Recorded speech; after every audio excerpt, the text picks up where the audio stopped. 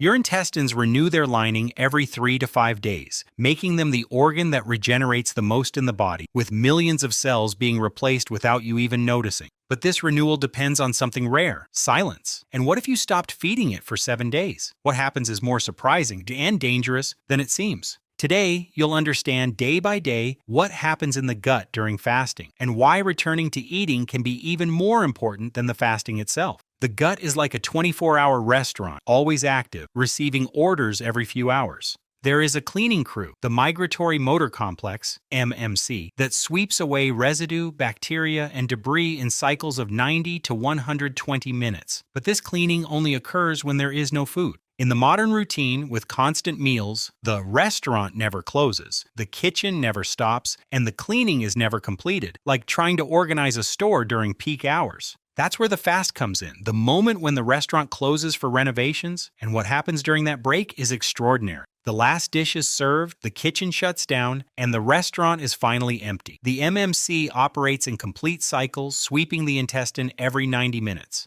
Ghrelin rises and peaks, appearing at usual mealtimes and then receding like an alarm. Insulin levels drop and the body replaces glucose with fat. After about 16 hours, autophagy begins, the cellular recycling system. Autophagy intensifies, with markers increasing by about 300% compared to normal, 3 times more cellular recycling than under typical conditions. In the gut, autophagy repairs tight junctions, strengthening the intestinal barrier and correcting microscopic damage, helping to combat leaky gut. Sugar-dependent bacteria are losing ground, while others like Bacteroidetes are adapting. Lactose-spiraceae, which produces the anti-inflammatory butyrate, is beginning to grow. Autophagy reaches its peak. Gut stem cells enter conservation mode, reducing proliferation like workers pausing for a major future reconstruction. One bacterium stands out, Akkermansia muciniphila, which lives in the intestinal mucus layer, resists the absence of food, and is associated with intestinal protection and metabolic health. A study followed 46 individuals during a 7-day fast. Fusobacterium, associated with cancer, decreased. BHB increased from 0.2 to 5.7